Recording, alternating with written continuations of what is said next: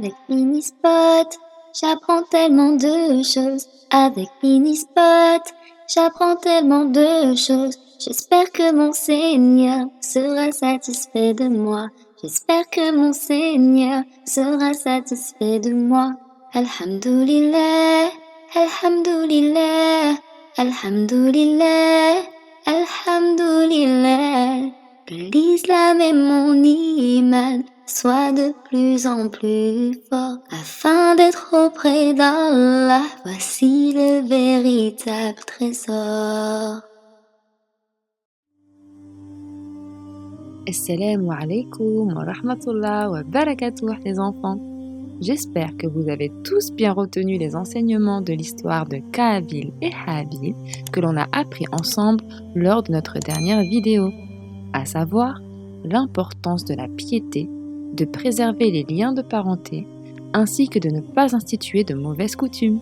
Mais aussi, nous avons appris l'importance de se repentir pour Allah et non pas pour les torts que l'on subit.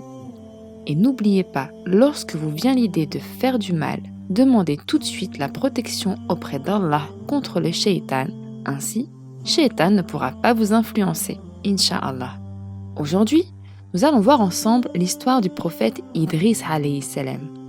Après la mort de Kaabil, Adam alayhi salam eut un fils qu'il nomma Seth, ce qui veut dire le don de Dieu. Adam alayhi salam lui a appris les sciences terrestres aussi bien que les sciences de l'au-delà. Nous savons qu'un prophète enseigne naturellement les sciences de l'au-delà, mais savoir qu'Adam alayhi salam, le père des prophètes, enseignait non seulement les sciences de l'au-delà, mais aussi les sciences terrestres, est la preuve que le succès ici-bas fait partie du culte religieux, donc réussir ses examens à l'école, exceller dans son travail, etc., fait partie de l'adoration d'Allah Azza wa Jal les enfants. Adam alayhi salam a donc enseigné à son fils ces deux types de sciences et en les perfectionnant, Seth est devenu prophète après son père. Les enfants, pour qu'Allah Azza wa Jal nous choisisse parmi ses proches, nous devons réussir dans les deux domaines de science. Il faut également que nous les perfectionnons. Lorsque le monde était à ses débuts, Allah Azza wa Jal a révélé de nombreux livres aux hommes. En effet, l'homme ne peut pas avancer correctement dans sa vie sans les législations célestes, c'est-à-dire les règles qui viennent d'Allah Azza wa Jal, car c'est lui notre créateur. En effet, 6 générations se sont écoulées après Adam alayhi salam jusqu'au prophète Idris alayhi salam. Il est donc le 3e prophète envoyé par Allah subhanahu wa ta'ala après Adam alayhi salam et Seth alayhi salam. On dit qu'Idris alayhi salam est né durant la vie de Adam alayhi salam qui, rappelons-le, a vécu 940 ans. Il fut nommé Idris car il étudiait beaucoup les livres et les sciences de son temps. Allah Azza wa Jal a envoyé des livres célestes à Adam alayhi salam et à Seth alayhi salam, mais aussi après eux.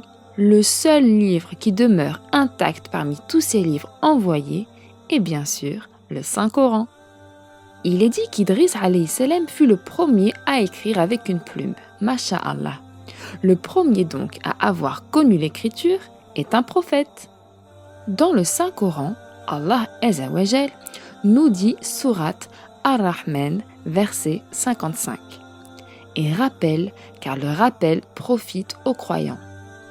Il ne dit pas seulement appelle les croyants, il lui demande de les rappeler, sous-entendu qu'il faut répéter encore et encore et encore, car cela profite aux croyants. D'ailleurs, Allah Azza wa Jal nous rappelle lui-même en utilisant plusieurs fois certains mots ou certains versets afin de comprendre l'importance de ceux-ci. Par exemple, le mot science a été mentionné 80 fois dans le Saint-Coran. Les dérivés de ce mot ont été mentionnés plus d'une centaine de fois. Nous comprenons donc que la science est vraiment un élément clé de notre religion. Allah nous invite à méditer et réfléchir sur le monde qui nous entoure constamment.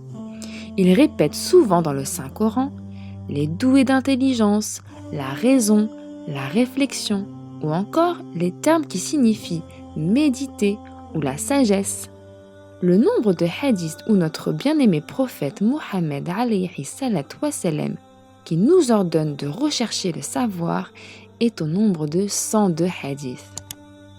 Les sciences font partie de l'adoration et il faut que les sciences de l'au-delà et les sciences terrestres soient complémentaires, c'est-à-dire qu'il ne faut pas délaisser la vie d'ici-bas au détriment de la religion, tout comme il ne faut pas délaisser la religion au détriment de la vie d'ici-bas. Nous devons de compléter l'une par l'autre. Et nous devons de maîtriser les sciences et de faire du mieux que l'on peut, car notre religion exige de nous cela. Allah Azza wa Jal dit dans la sourate Al-Baqarah, verset 31, « Et il a pris à Adam le nom de toutes choses. » D'autre part, comme on l'a vu, Idriss fut le premier à connaître l'écriture.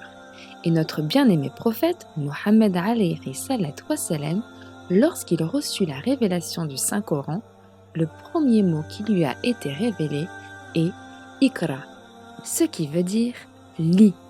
Verset 1, sourate Al-Alaq, « Lis au nom de ton Seigneur qui a créé ». Nous voyons comme est immense l'importance de travailler, d'étudier les sciences terrestres et de l'au-delà, de la recherche, la lecture, l'écriture, la méditation sur la création, etc. Tout cela fait partie de notre devoir religieux.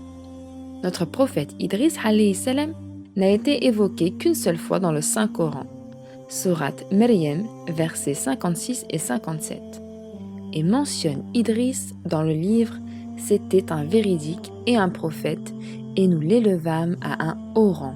En effet, lors du voyage nocturne de notre bien-aimé prophète Mohammed alayhi salat wa salam, il vit un homme au 4e ciel. Il demanda à l'ange Jibril alayhi salam « Qui est-ce » Ce dernier lui répondit « Idriss ». Et Idriss alayhi salam s'adressa à Mohammed alayhi salat wa salam. « Bienvenue aux prophètes vertueux et aux frères vertueux. » Voyez la belle et intime relation entre les prophètes, masha'Allah. Quel est donc le haut rang qu'Allah Azza wa Jal mentionne dans le verset que l'on a vu? Et quel sera notre rang au jour du jugement dernier?